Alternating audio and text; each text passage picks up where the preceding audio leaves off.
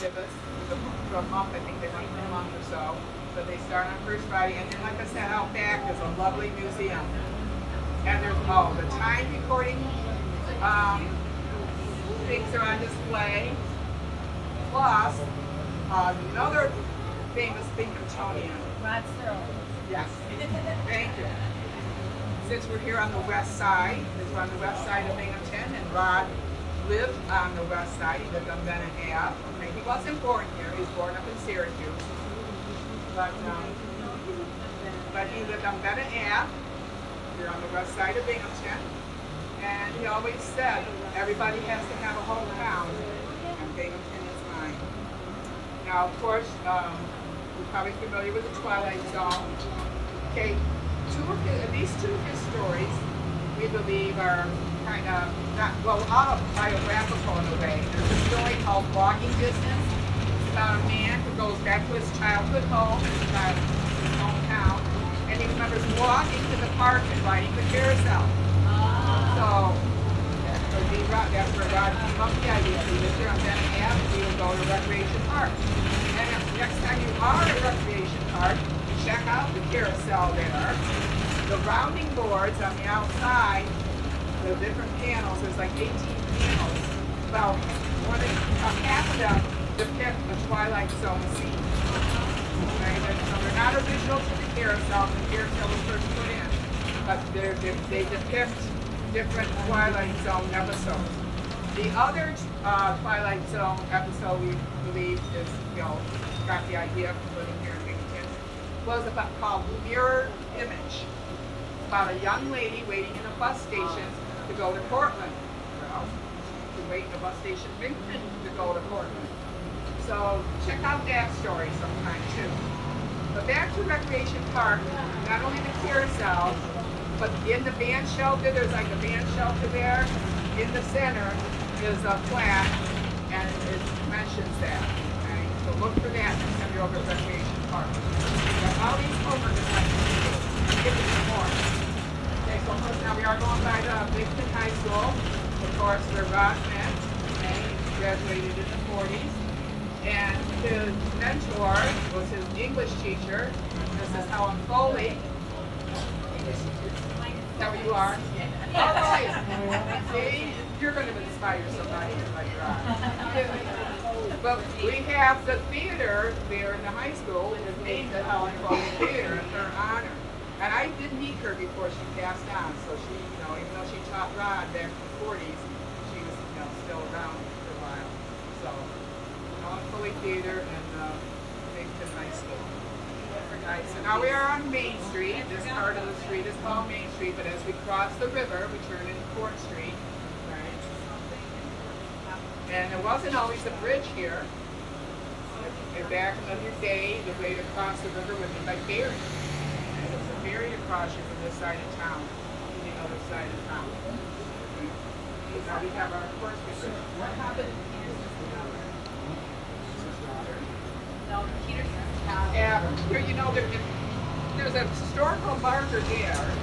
But it's over here. What do you have? There was Some people met there or something. Oh, okay. I'm going to have to know.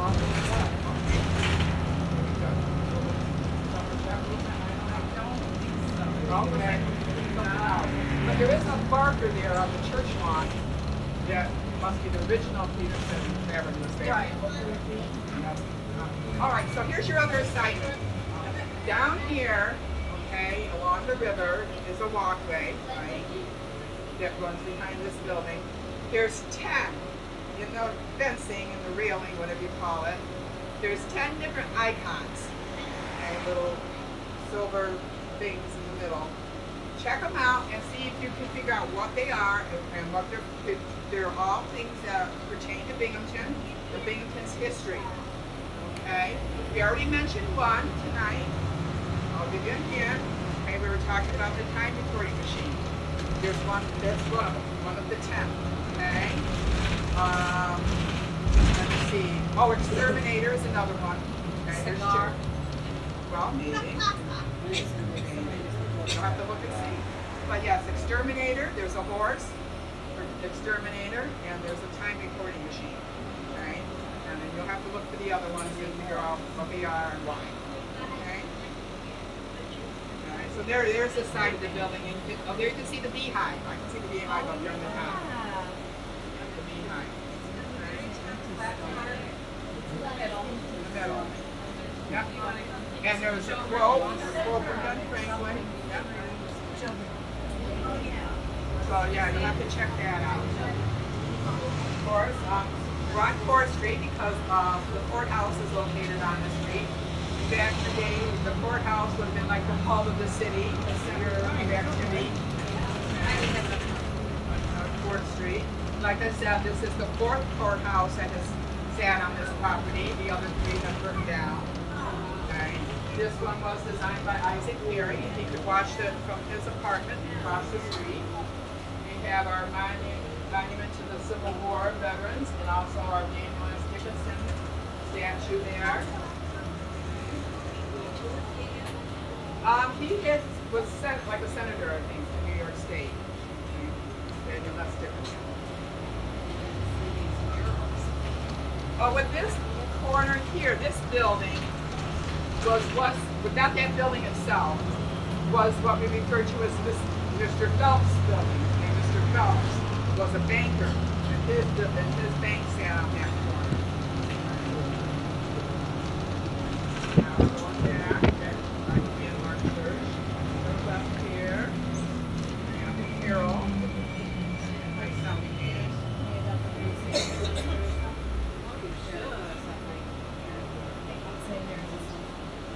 Well, we already passed it, but if you think of the Security Mutual building, you got the front, and it's kind of fancy, but the back side of it is plainer, and that's how they did things just, in the Victorian times, like your front parlor where you interchange your desk and you interchange your company, that would be fancier than the rooms upstairs where it's just the family, like the flooring even, like sometimes you have nice, oak flooring maybe on the first floor, up on the second floor there'd be pine boards. So that's what I think of when I think of the Security Mutual building. It kind of is like that. Okay, the back side is plain, the front side is fancy.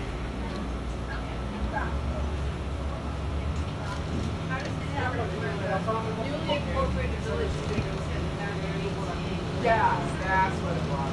That's what the first all kind of thing. It kind of rings it out. Yeah. So if you round the corner here on your right is what we call the dump house. Okay, 1854. It's different because it's vertical. Forward and back siding, we call it. It goes vertically instead of horizontal. The Daughters of the American Revolution own that, have that as their meeting place. Okay? Now as we go by, you can see the back side of Phelps, and you can see there's an addition, a new addition, okay? The first one was in 1905, when the afternoon club put on the ballroom, and now there's a newer addition. And you can see they try to, match the bricks and whatnot. So you can see the back side of the building. And over here in the front is St. Mary's, okay? St. Mary's Church, the second Catholic church in town. But it was the first to have an electric organ in the state, okay? And I have to check my notes on this one. I don't remember this one. I'll make sure I tell you the right information. Okay. Frank Beeman. Forgive me for a minute here. I look this up. St. Mary's Church cornerstone was 1893. Okay. But in 1887, St. Patrick's. Okay. The style is Romanesque, and it cost $100,000 to build. Stained glass windows came from Holland. But in 1894,